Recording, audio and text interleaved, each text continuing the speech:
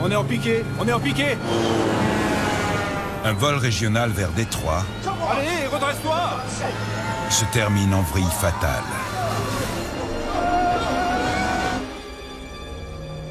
L'impact a été terriblement violent et destructeur pour l'appareil. Tout s'est passé extrêmement vite. L'analyse des données de vol Dégivrage, norme 7. mène à une découverte stupéfiante. C'est comme à Roselawn. Le danger qui a condamné le vol 3272 est connu depuis longtemps dans l'aviation civile. Pourquoi attendre? Dans l'aviation, les mythes ont la vie dure. Pour remplir leur mission, les enquêteurs se confrontent à l'autorité de régulation de l'aviation civile. Le moment était venu de briser le mythe.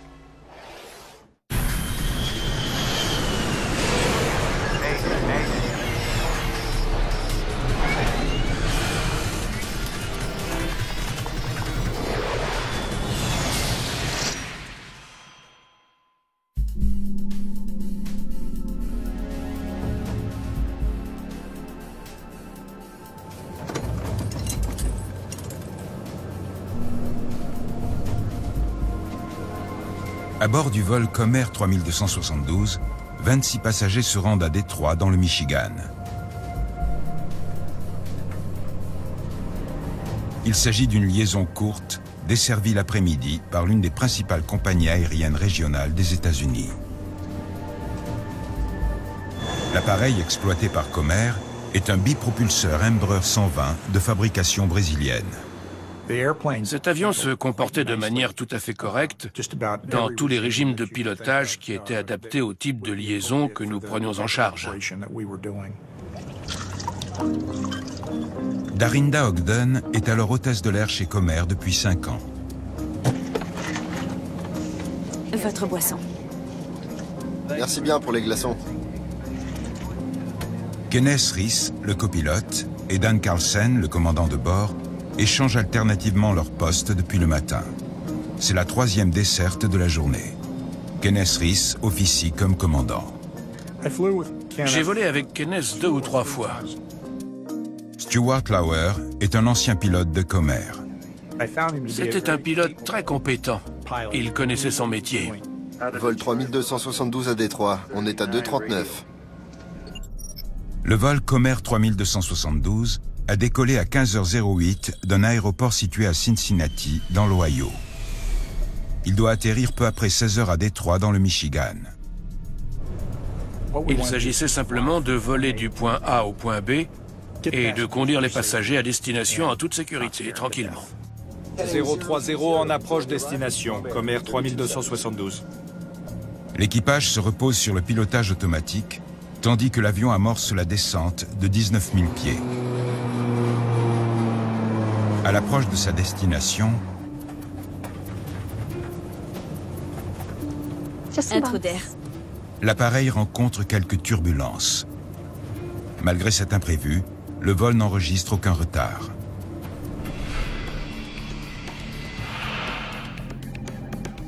Au contrôle d'approche de Détroit, Stephen Cochrane guide le vol 3272 dans sa trajectoire vers la piste. Comair 3272, approche Détroit, axe 050, piste 3 droite. Ce jeudi n'est pas plus chargé que les autres pour ce contrôleur expérimenté. Détroit, Cactus 51 3000. L'équipage d'un Airbus signale son approche.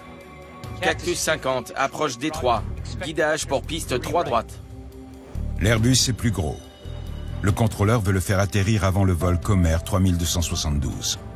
L'Airbus était plus rapide que le vol Comair. Le contrôleur aérien lui a donné la priorité sur le bipropulseur et a demandé à ce dernier de réduire sa vitesse. Comair, maintenez à 190 nœuds. Avisez si impossible. Reçu. 190 nœuds, Comair 3272. Kenneth Reese, le copilote, réduit la vitesse de l'appareil à 190 nœuds pour laisser l'Airbus en approche atterrir le premier. Le fait que le vol 3272 soit juste derrière Cactus 50 ajoutait un petit peu de complexité à la manœuvre d'approche.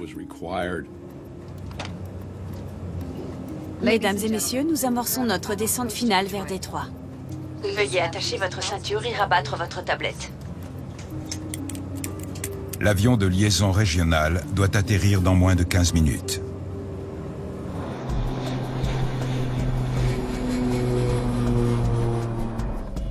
Checklist de descente. C'est dans la phase d'approche que le pilote a le plus à faire. Et c'est le moment où il a besoin également de l'assistance du pilote automatique. Dégivrage, Pare-brise, propulseur, norme 7. pressurisation. Alors que l'avion s'approche de 8000 pieds, les pilotes effectuent les vérifications d'usage. Auto. Quand on atterrit, il y a ce qu'on appelle le cockpit stérile. En marche. On ne bavarde pas, c'est strictement professionnel. Comair 3272, réduisez vitesse 150. Le contrôleur aérien demande à l'équipage de réduire sa vitesse à 150 nœuds. Comair 3272. Réduisez vitesse 150. Vitesse 150, Comair 3272. Il faut toujours qu'ils nous disent tout deux fois. Trouble de la mémoire immédiate. Tu crois? Ouais, je crois. Comair 3272. Virez à gauche, axe 090.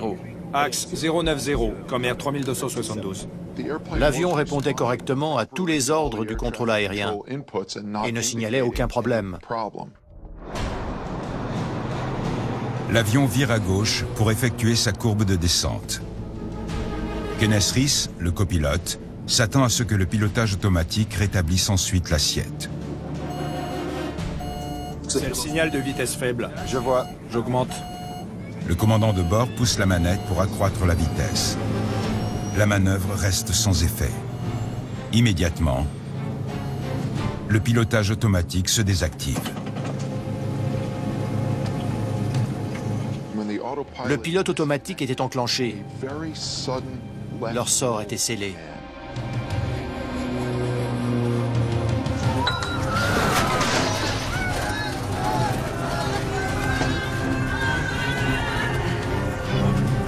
Le copilote lutte pour rétablir l'assiette manuellement. Il faut y aller pour contrôler manuellement les commandes. Il faut forcer physiquement jusqu'à ce qu'on obtienne ce qu'on veut.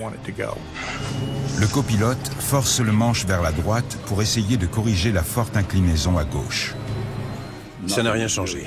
L'avion a continué de rouler vers la gauche.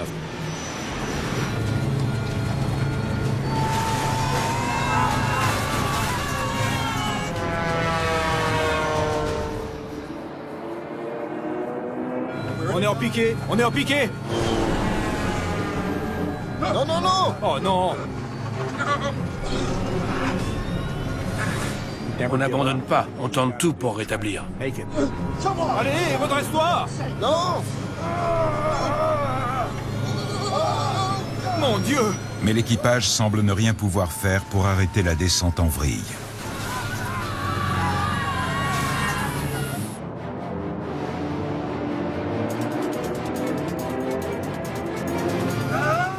L'appareil était pour ainsi dire hors de contrôle.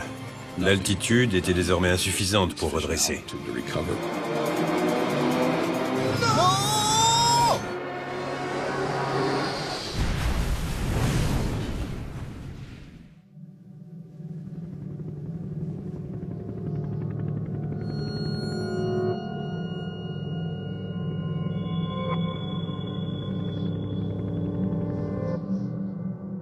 L'impact a été terriblement violent et a complètement détruit l'appareil. Le vol Comair 3272, parti de Cincinnati à destination de Détroit, s'est écrasé dans un champ à 35 km au sud-ouest de l'aéroport. Les premiers secours et la presse arrivent sur le lieu de l'accident. Ils découvrent rapidement que les 26 passagers et les 3 membres d'équipage ont tous péri.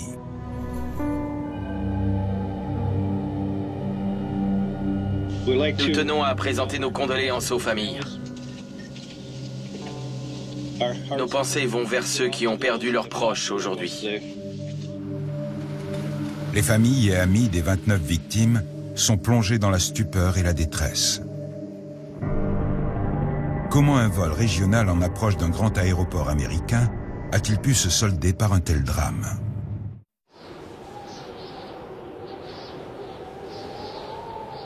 Le matin suivant l'accident, de grandes marques noires sur le sol gelé signalent la zone d'impact fatale du vol Comair 3272. Familles et amis assistent à une cérémonie funèbre en hommage aux victimes. Une équipe du NTSB est déjà à pied d'œuvre pour récupérer des débris de l'appareil destiné à l'enquête.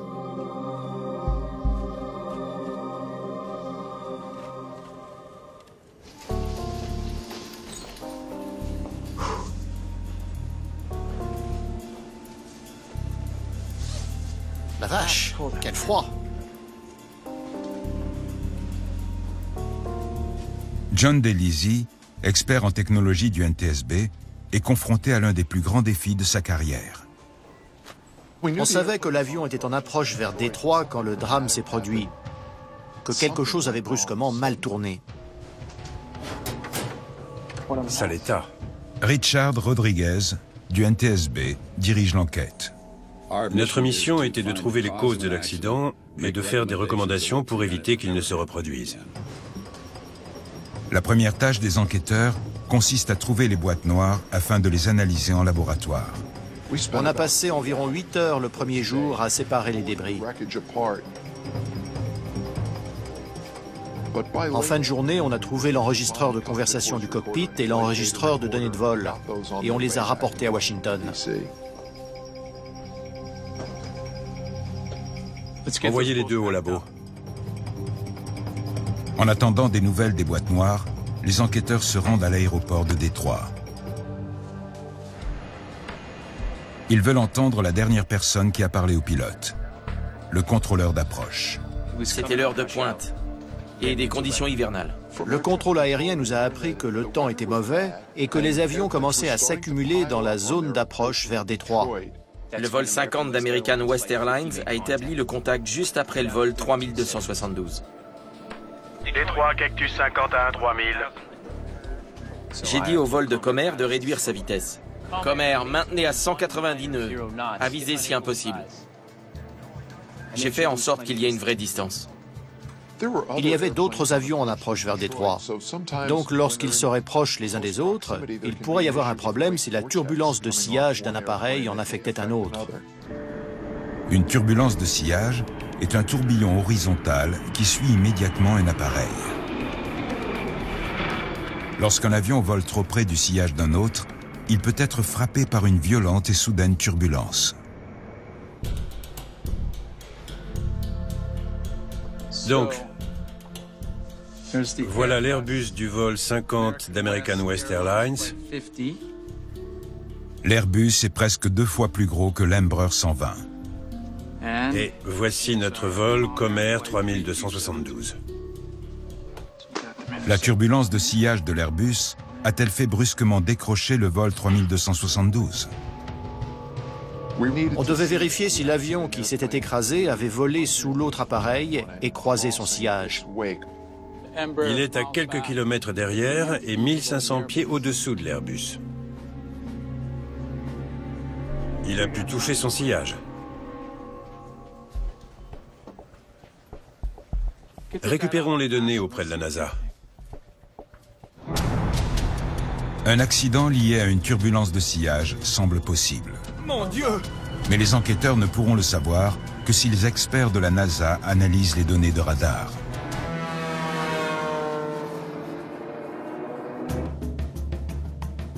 Parallèlement, Richard Rodriguez explore d'autres pistes. Qu'en est-il des hélices? Il connaît bien ce type d'appareil, car il a enquêté sur des accidents antérieurs impliquant l'Embraer 120. La pale d'hélice d'un Embraer 120 s'était disloquée suite à une fissuration par fatigue lors d'un accident précédent en Géorgie. L'équipage avait réussi à atterrir, mais au prix d'un pilotage très difficile. Dans 2 cas précédents, une pale d'hélice s'était partiellement détachée en plein vol. L'incident s'était-il reproduit? Si l'équipage du vol 3272 n'arrivait pas à contrôler l'appareil, ça avait pu être à l'origine du problème. Richard Rodriguez examine les données relatives au point de chute des hélices sur le site de l'accident. Il fait une découverte troublante. Un fragment d'une hélice a été retrouvé à 23 mètres du principal point d'impact. Une question s'impose à l'enquêteur. S'agit-il d'un troisième cas de défaillance d'hélice sur un Embraer 120? Il faut qu'on examine les pales d'hélice. Il fallait qu'on récupère les pales d'hélice pour vérifier qu'elles étaient intactes à l'impact.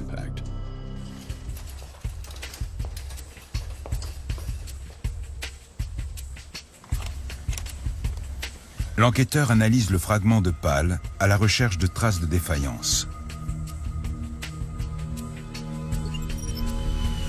Si les pales étaient bien fixées et en rotation à l'impact, elles ont percuté le sol avec une grande force, ce qui a dû produire des dégâts caractéristiques sur chaque pale.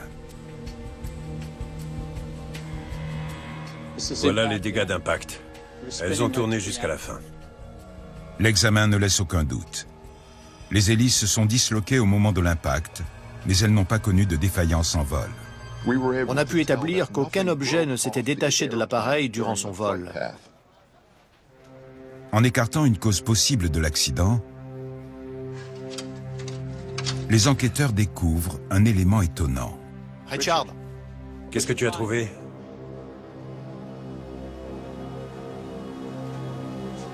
la poignée coupe-feu moteur. Je crois qu'elle a été actionnée. Comment tu le sais? C'est la poignée qu'un pilote peut saisir, tirer et tourner lorsqu'un des moteurs est en feu. Cette découverte a des implications saisissantes. Alors, on creuse la piste d'un feu moteur?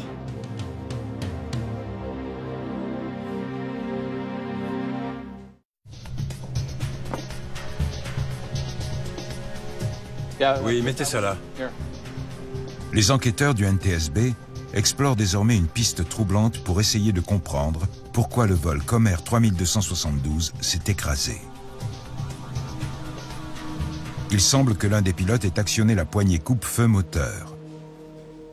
L'équipage essayait peut-être de stopper la propagation d'un incendie. C'est sûr, il y a eu un feu, mais à quel moment?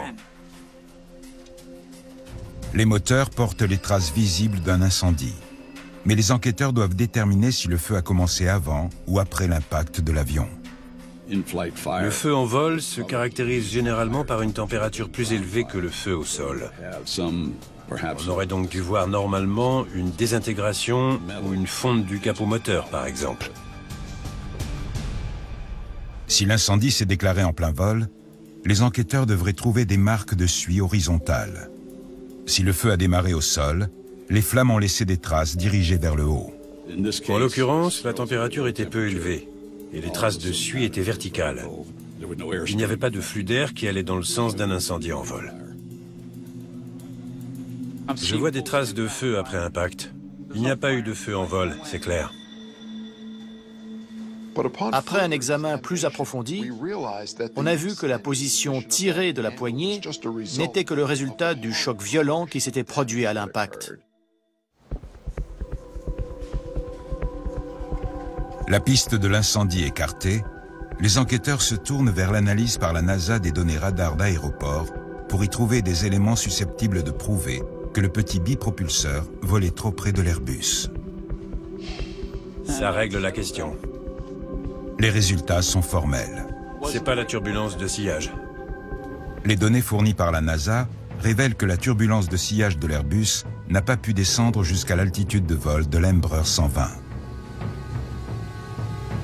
Pour les enquêteurs, c'est le retour à la case départ. Les causes du crash qui a entraîné la mort de 29 personnes peu avant l'atterrissage restent une énigme.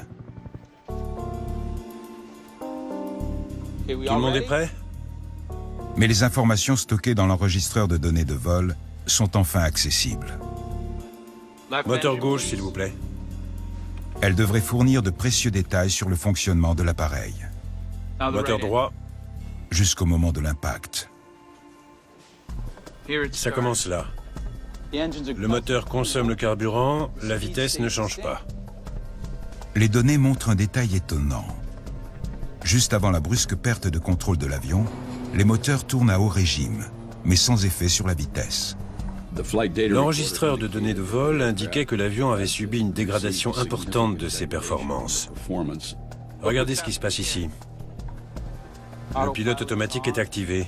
L'avion vire. Il devrait rétablir son assiette. Mais il ne le fait pas. Il continue de virer sur l'aile. Ce qui nous a sauté aux yeux, c'est que l'appareil a continué de virer sur l'aile, alors même que le pilote automatique lui ordonnait de rétablir son assiette. Quelque chose annule la force des moteurs. En analysant les données, Richard Rodriguez pense avoir peut-être trouvé ce qui a dégradé les performances de l'avion. 4000 pieds, il décroche en piqué. L'enquêteur reconnaît les signes d'un phénomène qu'il a déjà observé.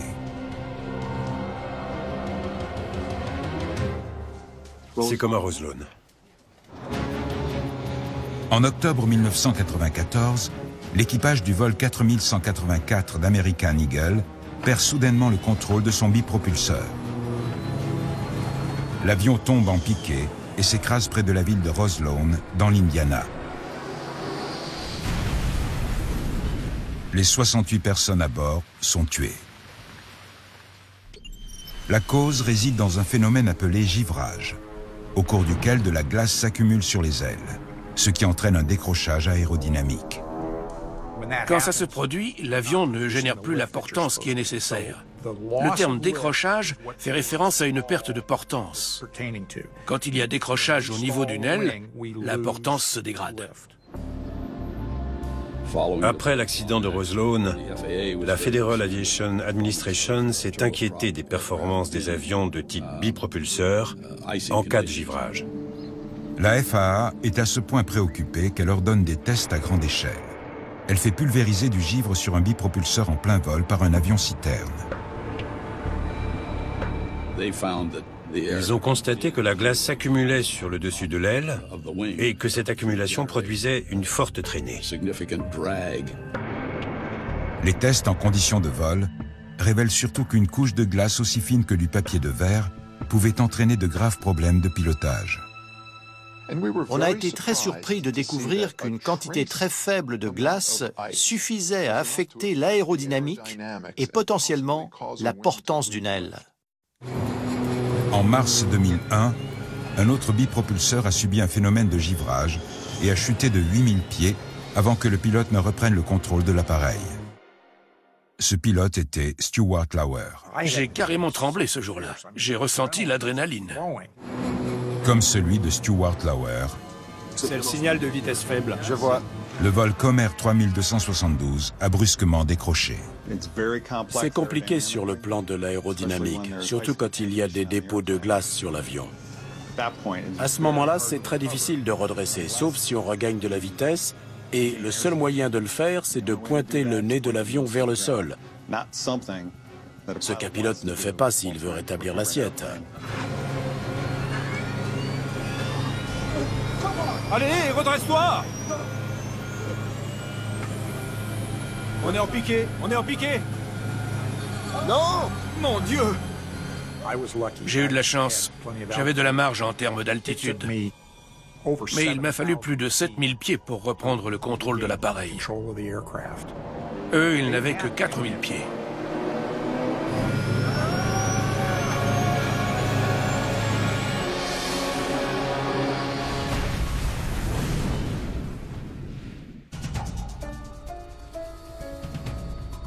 Examinons les conditions de vol. Les enquêteurs doivent analyser les conditions météorologiques auxquelles l'équipage a été confronté en se rapprochant de Détroit. Affichez-moi les données météo. Ils savent que pour permettre à la glace de s'accumuler sur les ailes, La trajectoire de vol. la température, les précipitations et la vitesse de vol doivent s'inscrire dans des plages de valeurs très précises. Les données météo ont commencé à esquisser un tableau où l'avion en approche volait dans ce qui était considéré comme des conditions de givrage modérées. Cactus 50, piste glissante et visibilité faible. Indiquez vos conditions. D'après le contrôle aérien de Détroit, d'autres appareils, notamment l'Airbus en approche devant le vol Comair 3272, ont signalé des conditions de givrage. 237 à 0 degré, givrage modéré avec possibilité de bruine se congelant. Reçu. Comair 3272, indiquez vos conditions. Fait étrange, l'équipage du vol Comer ne signale aucun givrage. Comer 3272, quelques turbulences, mais c'est tout. Ils ont forcément eu des conditions de givrage. Les enquêteurs savent qu'une couche même fine de glace peut être dangereuse. Les pilotes du vol Comer n'ont peut-être pas vu la glace sur les ailes. Sur l'Empereur, il y a probablement 6 mètres entre la vitre du cockpit et le dessus de l'aile où la glace se dépose. Donc il est très difficile de voir dans des conditions de faible luminosité, car l'Empereur volait par temps nuageux en fin de journée. Mais un détail semble ne pas coller.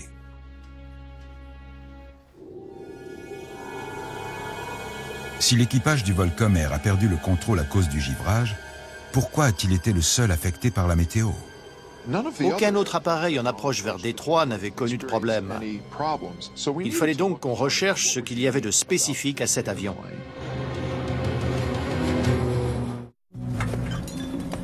Les enquêteurs du NTSB sont désormais certains que le vol Comer 3272 a subi un phénomène de givrage.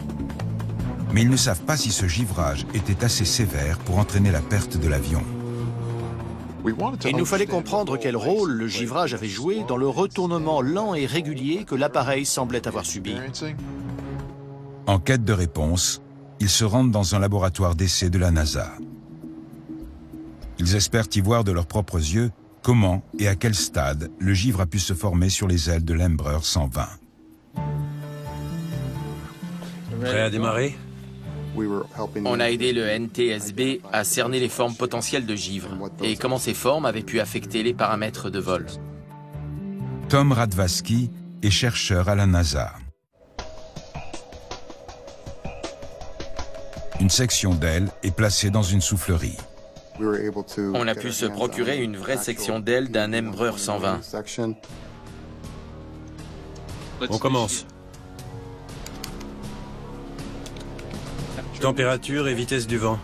La température avait été refroidie pour simuler les conditions de vol et le ventilateur reproduisait la vitesse de l'air durant le vol.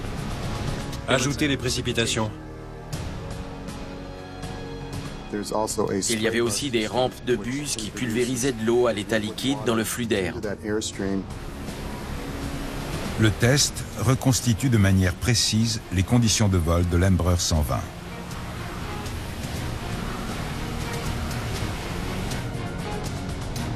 Lentement, presque imperceptiblement, la glace commence à s'accumuler sur l'aile.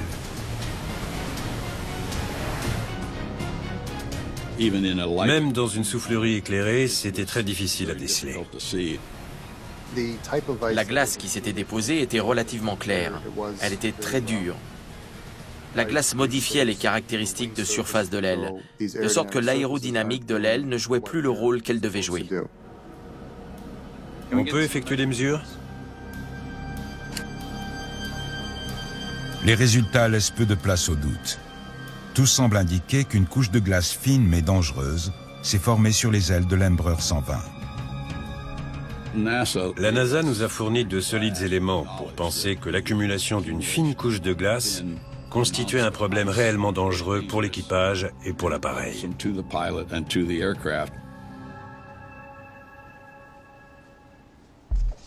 Merci de votre aide. Merci. Mais un aspect de l'accident ne trouve pas d'explication dans le test réalisé par la NASA. Comme la plupart des avions de ligne, l'Embraer 120 possède des systèmes anti-givrage et de dégivrage pour faire face aux conditions hivernales. Les enquêteurs doivent déterminer si les pilotes ont activé ces systèmes. Vous êtes prêts? On y va. Ils se tournent vers l'enregistreur de conversation du cockpit. Checklist de descente. Dégivrage. Pare-brise. Propulseur. Norme 7. Dans la phase d'approche, le commandant de bord et le copilote doivent passer en revue une checklist.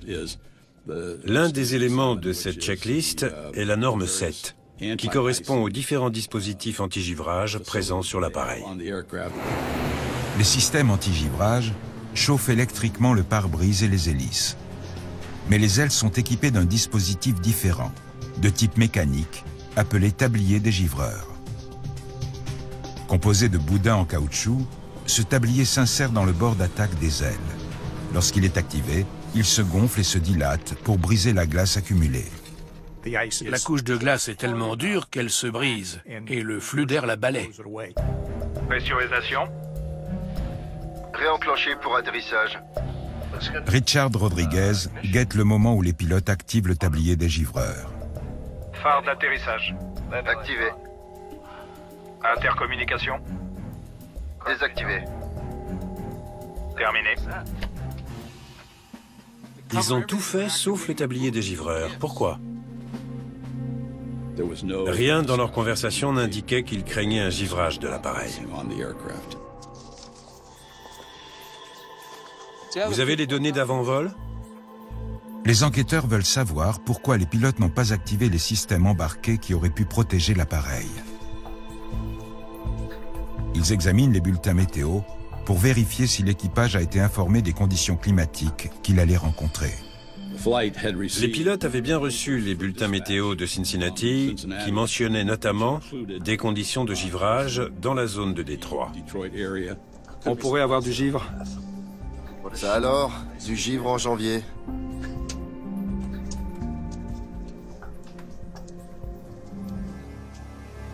Ils savaient, mais ils n'ont pas activé le tablier dégivreur. Le tablier dégivreur n'avait apparemment pas été activé. Il fallait absolument qu'on sache quand il aurait dû l'être et pourquoi il ne l'avait pas été durant l'approche.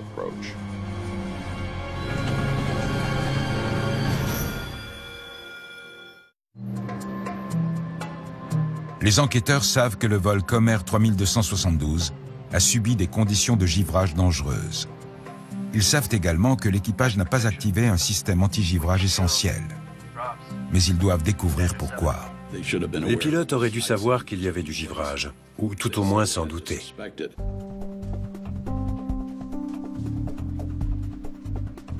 Les états de service des pilotes révèlent que Dan Carlsen, le commandant de bord, officier depuis 7 ans chez Comair, et qu'il avait même contribué à établir des procédures de formation des pilotes pour la compagnie.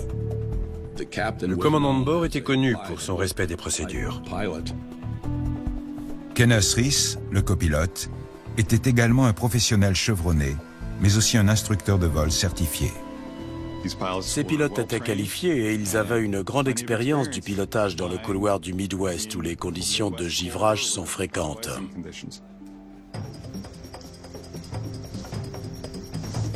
Si du givre commence à se former sur vos ailes, vous faites quoi?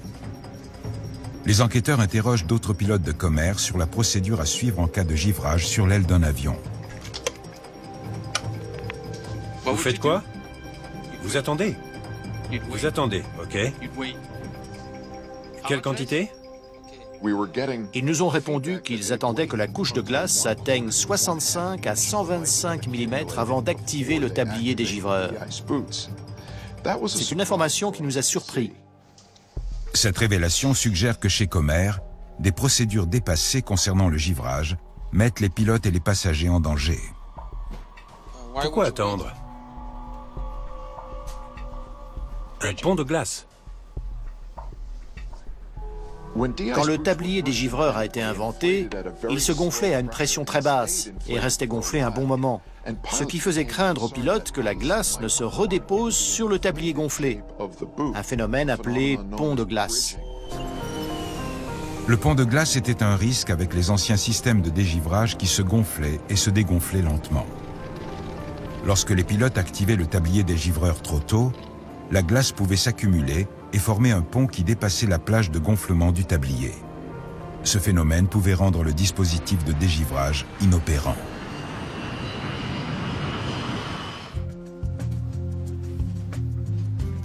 Mais les enquêteurs savent que les systèmes de dégivrage ont évolué. Le pont de glace ne constitue plus un risque pour les bipropulseurs. Sur cet appareil, le tablier dégivreur se gonfle rapidement, en moins d'une seconde. Il casse toute quantité de glace accumulée, puis il se dégonfle tout de suite grâce à une pompe à vide. Donc le phénomène du pont de glace ne pouvait pas survenir sur cet avion. Voyons maintenant les manuels qu'utilisaient les pilotes.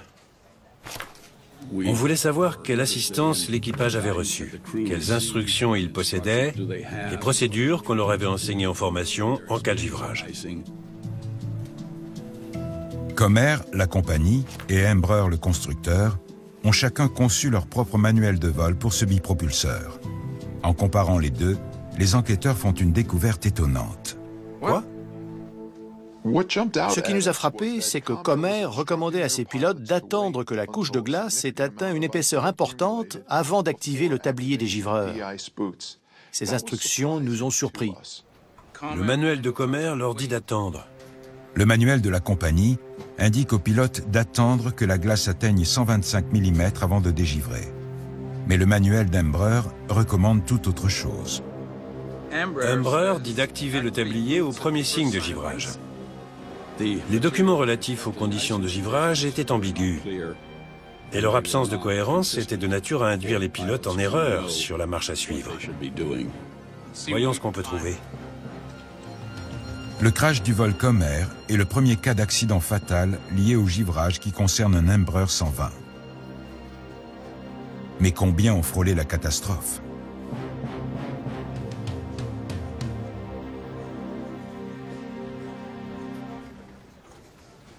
Six en à peine 8 ans. Ça alors. Il y avait déjà eu 6 accidents impliquant un Embraer 120 et consécutifs à une perte de contrôle causée par le givrage. C'était énorme. Qu'est-ce que la FAA a fait depuis? La liste des accidents est troublante. Les enquêteurs s'interrogent sur les mesures prises par l'autorité de régulation de l'aviation américaine. La Federal Aviation Administration est chargée de définir les normes de sécurité du transport aérien.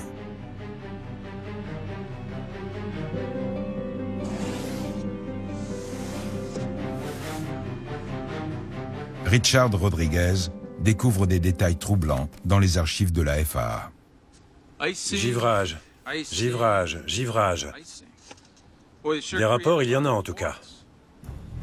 Les pilotes de Comer ne semblent pas les seuls à se référer à des procédures dépassées en matière de dégivrage. Et le régulateur pourrait être en partie responsable. On a commencé à comprendre qu'on n'était pas confronté à un manque de données, mais plutôt à une manière de penser installée de longue date dans le transport aérien, selon laquelle le pont de glace était un risque. En réalité, c'était un mythe. Dans l'aviation, les mythes ont la vie dure. Le moment était venu de briser le mythe.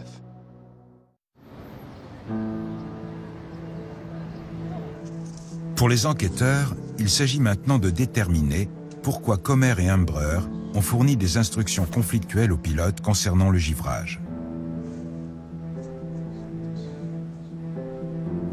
En fouillant dans les archives de la FAA, ils découvrent des documents troublants. Développer les moyens de prévenir le dépôt de glace. Une note de la FAA prouve que le régulateur était préoccupé par le problème du givrage. Activer le tablier des givreurs, c'est le seul moyen.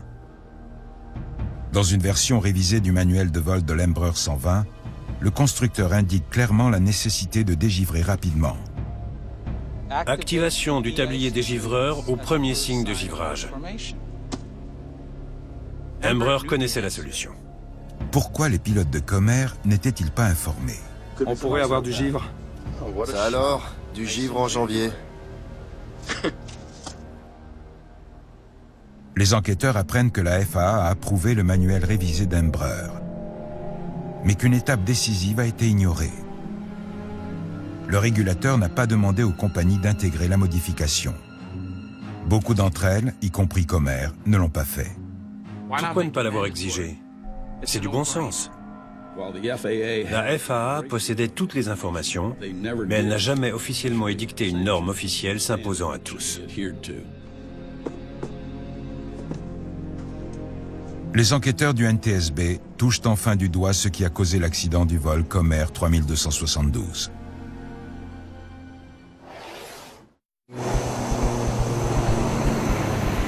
Juste avant l'atterrissage, Des givrages? les pilotes entrent dans une atmosphère givrante. Mais le commandant, qui suit les procédures de la compagnie, n'active pas le tablier des givreurs. Dégivrage non requis, RAS. Phare d'atterrissage. Activé. Les pilotes avaient l'air de savoir qu'ils étaient dans des conditions de givrage modéré, mais conformément au manuel de vol, ils devaient attendre qu'une forte quantité de glace se soit accumulée.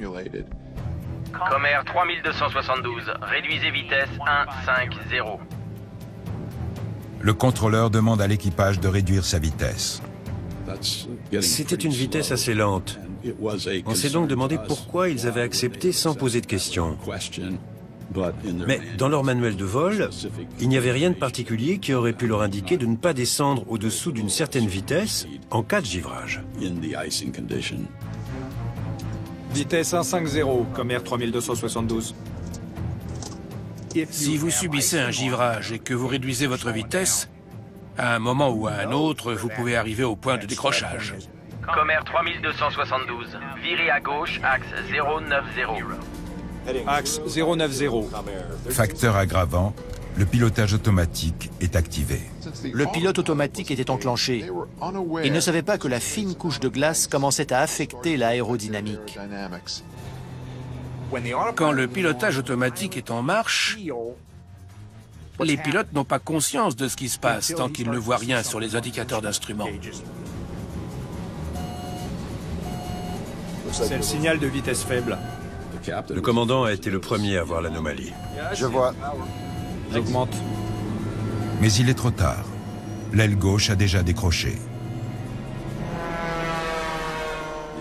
Très vite, l'avion a roulé sur la gauche. L'angle d'inclinaison de l'appareil est passé à gauche de 45 degrés à 140 degrés.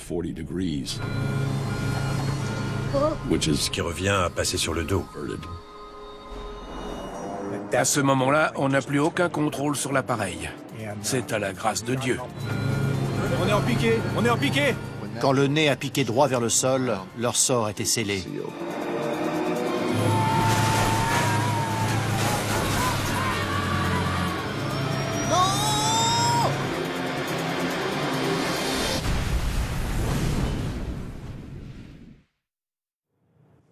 Excusez-moi.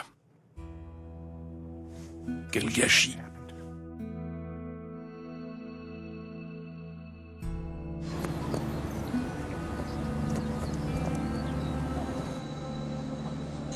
Le NTSB attribue la responsabilité de l'accident à la Federal Aviation Administration. Le régulateur n'a pas établi de normes adéquates pour l'altitude à tenir en cas de givrage en vol. En fin de compte, nous avons estimé que la FAA n'avait pas pris d'initiative claire et forte pour rejeter le mythe du pont de glace. Le NTSB recommande que tous les pilotes soient informés de la nécessité d'activer le tablier des givreurs au premier signe de givrage.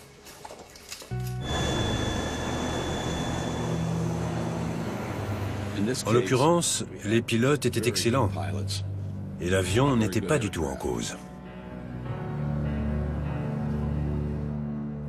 C'est très difficile de faire accepter ça aux proches des victimes quand vous parlez avec eux.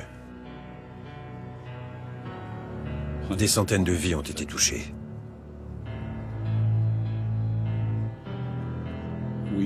Aujourd'hui, on a les informations qui auraient pu éviter le drame.